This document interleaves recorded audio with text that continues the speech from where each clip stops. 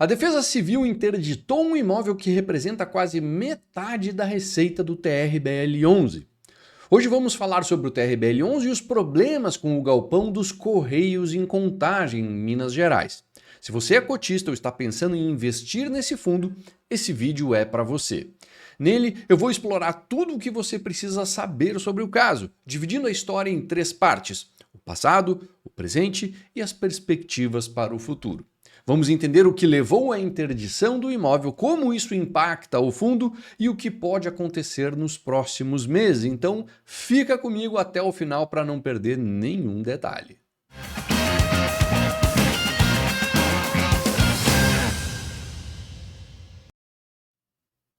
Agora, antes de começar, meu nome é Marcelo Fay, eu sou analista de FIIs e esse é o meu canal onde eu trago sempre temas relevantes, como notícias, análises e novidades sobre os fundos imobiliários.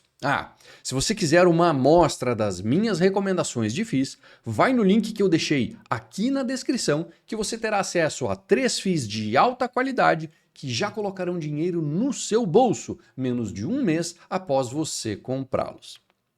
Vamos lá. Para entender como chegamos à situação atual, precisamos voltar a abril de 2024, quando os Correios, que são os locatários do galpão, notificaram o fundo sobre as trincas nas paredes de vedação do imóvel.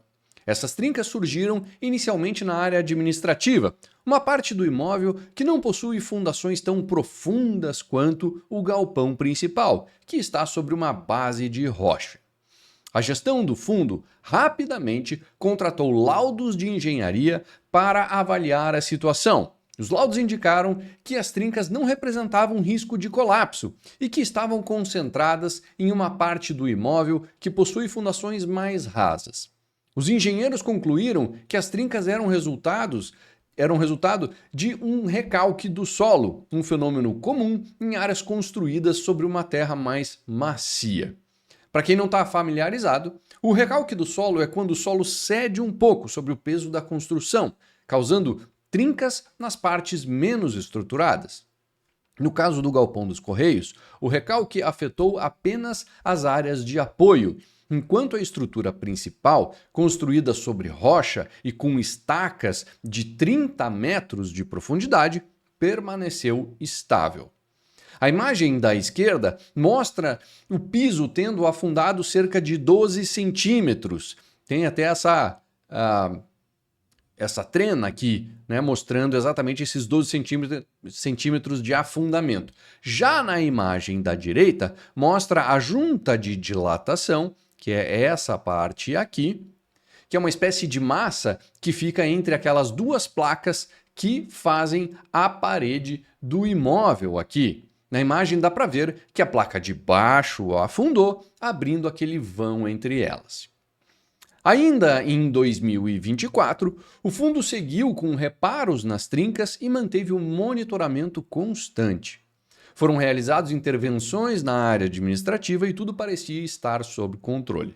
A seguradora do imóvel e o Corpo de Bombeiros também fizeram suas inspeções anuais, renovando o seguro, no caso da seguradora, e o AVCB, o auto de vistoria do Corpo de Bombeiros. Esse auto é um documento obrigatório que certifica que o imóvel está em conformidade com as normas de segurança contra incêndios. A sua renovação indica que, mesmo com as trincas, o galpão ainda estava seguro para as operações naquele momento. A situação começou a se agravar a partir de agosto de 2024, quando o monitoramento detectou uma movimentação mais acentuada no talude, uma estrutura de contenção que protege o solo ao redor do galpão. Para evitar maiores problemas, a gestão do fundo decidiu solicitar à prefeitura uma autorização para realizar obras de estabilização no talude. Talude, para quem não está acostumado, é uma estrutura essencial em terrenos inclinados ou instáveis, pois impede que o solo ceda. No caso do TRBL-11, o talude foi construído para conter o solo ao redor do galpão, mas o movimento detectado em agosto indicava a necessidade de obras mais urgentes para evitar maiores danos. O talude, para quem não sabe exatamente o que é, são essas estruturas, por exemplo, que tem aqui em toda a lateral do terreno. Tá vendo? Tudo isso aqui são os taludes, que faz o quê? Que segura a terra aqui em cima para que ela fique plana, bonitinha, como tem que ser para usar o imóvel, tá? Então vamos lá, vamos continuar. Em setembro, os Correios decidiram, aliás, não antes disso, né? A gestão do fundo protocolou um pedido de obras na Prefeitura de Contagem. Mas enquanto aguardava a autorização, as condições do talude pioraram. É importante destacar que, sem a aprovação da Prefeitura, a gestão não poderia realizar as intervenções necessárias, o que acabou contribuindo para a evolução do problema. Porque enquanto tu ficava esperando a Prefeitura e a Prefeitura levando lá 60 dias e não tendo aprovado ainda o início da obra, né, a situação continuou evoluindo lá e chegou-se onde chegamos. Aí, em setembro, os Correios decidiram então interromper a operação no galpão por conta própria e chamaram a Defesa Civil para uma inspeção de emergência. A Defesa Civil determinou a interdição parcial do imóvel, no equivalente a 6% da área locável dele. Para ter uma ideia, essas trincas, elas se concentravam, né, só na área administrativa. A área administrativa do imóvel é esse prédiozinho aqui na frente, tá? E esse é todo o galpão. Então, o que diz ali? O galpão, ele foi feito sob um terreno, né, um maciço de rocha e com estacas profundas. Então, toda a parte principal, que é o galpão, está segura e super sólida. Esse prédiozinho pequeno aqui administrativo, num pedaço dele é que os problemas de fato aconteceram. Bom, então vamos lá. Isso equivale a 6%. Na verdade, o problema em 1% da área, mas a Defesa Civil chegou lá e disse, não, vamos interditar 6% da área por segurança. Bom, dias depois disso, os Correios voltam a chamar a Defesa Civil, que faz uma nova inspeção e aí sim faz a interdição completa do imóvel, com base em uma análise visual, sem o suporte de laudos mais aprofundados. Essa interdição visual é uma medida preventiva tomada pela Defesa Civil para garantir a segurança até que estudos mais detalhados sejam apresentados.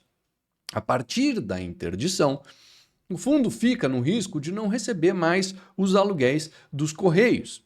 O contrato prevê que, numa interdição parcial, o aluguel será devido parcialmente, proporcional à área que ainda está operante no imóvel. E também prevê a suspensão do pagamento integral em caso de interdição total do imóvel, o que agora coloca em risco a distribuição de rendimentos para os cotistas nos próximos meses. Este imóvel representa 46% das receitas do fundo e o impacto será muito grande nele. Cabe dizer que, até o dia que eu gravo esse vídeo, os Correios estão em dia com seus aluguéis integrais do imóvel. A gestão do TRBL-11 está agindo para resolver essa situação o mais rapidamente possível. A estimativa é de gastar de 13 a 20 milhões de reais em obras de estabilização do talude e reparos no galpão, o que pode permitir a retomada das operações dos Correios. A estimativa de prazo é de cerca de 60 dias de obras. Depois, ainda precisa da liberação dos órgãos competentes e vai mais um tempo nisso. Com a interdição já oficializada, o fundo não precisa mais esperar por aquela aprovação da Prefeitura que eu falei antes para começar as obras, o que deve acelerar o processo. É importante mencionar que o fundo já contratou empresas de engenharia especializadas para realizar as obras. Segundo os gestores, foram feitos ensaios de solo e sondagens para entender melhor a extensão do problema e garantir que as intervenções sejam eficazes. A expectativa é que a estabilização do talude resolva o problema de recalque do solo, permitindo a liberação do imóvel pela Defesa Civil.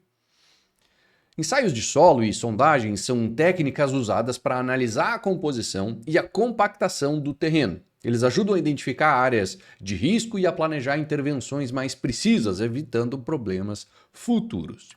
Para agilizar ao máximo esse processo, os gestores do fundo vão arcando com todas as despesas relacionadas ao problema, mas já estão em negociação com a seguradora para acionar o seguro do imóvel e tentar cobrir parte ou todos os custos das obras. Isso pode minimizar o impacto financeiro das intervenções e ajudar a restabelecer, lá na frente, o fluxo de rendimento para os cotistas. O acionamento do seguro exige uma série de laudos técnicos e análises de risco para comprovar que os danos são cobertos pela apólice. O processo pode ser muito burocrático, demorado, mas é uma medida importante para repor esses recursos dispendidos neste caso. Outro ponto relevante é a relação com os Correios após as obras. Os gestores estão confiantes de que, uma vez concluídas as intervenções, o imóvel será liberado para uso e o contrato de locação poderá ser retomado sem complicações. O contrato só prevê a possibilidade de rescisão sem multa para os Correios, que, diga-se de passagem, é uma multa pesada de 320 milhões de reais, caso o imóvel fique inoperante por 1 ano. Não deve ser o caso aqui, porque a expectativa deles é de 60 dias de obra, mais algum prazo aí para as liberações burocráticas. Então a chance de perder o inquilino em definitivo é muito, muito baixa. Agora, esse caso do TRBL11 é um exemplo claro de como imprevistos podem impactar até os fundos mais bem administrados. Problemas estruturais, fatores econômicos e questões burocráticas podem surgir a qualquer momento. E é por isso que a diversificação é fundamental ao escolher um fundo imobiliário. Investir em um fundo imobiliário com portfólio bem diversificado ajuda a mitigar esses riscos, evitando que um único ativo impacte de forma tão significativa os rendimentos do fundo. Aqui, esse imóvel representa quase metade das receitas do fundo, o que está tirando o sono de muito cotista. Mas se fosse algo como 5 ou 10%, certamente o desconforto seria muito menor. Bom, por enquanto o que temos de notícia é isso, certamente haverão novos capítulos dessa novela e a gente vai continuar acompanhando eles por aqui. Se você gostou desse vídeo e quiser assistir mais conteúdos como esse, te inscreve aqui no canal, deixa o like no vídeo e não esquece, quer pegar de cortesia as minhas recomendações? Dá uma olhadinha no link que eu deixei.